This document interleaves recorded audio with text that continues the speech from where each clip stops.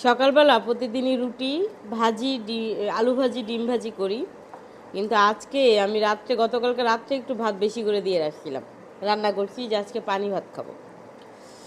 তো সকালবেলা উঠেই পানি ভাত খাচ্ছি, শুকনো মরিচ দিয়ে পানি ভাত, কী যে মজা। সাথে যদি একটু ডিম ভাজি হয়, আর আলু ভর্তা করতে চাইছিলাম কিন্তু আলু ভাজি করছি।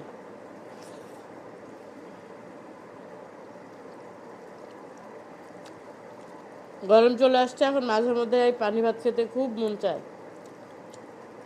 তো যেহেতু আপনাদের ভাড়া নাই, পানি ভাত করে নিলাম।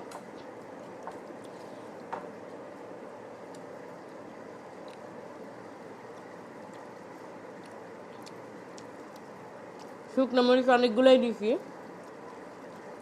সাথে আলু ভাজি, ডিম ভাজি।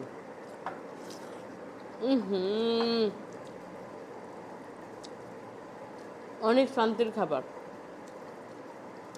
গ্রামের মানুষ আগে অভাবের তাড়নায় পানি ভাত খেত, আর এখন শহরের মানুষ ফ্যাশন করে পানি ভাত খায়, গরম ভাতের ভিতরে পানি দিয়ে ভাত খায়, তাই না?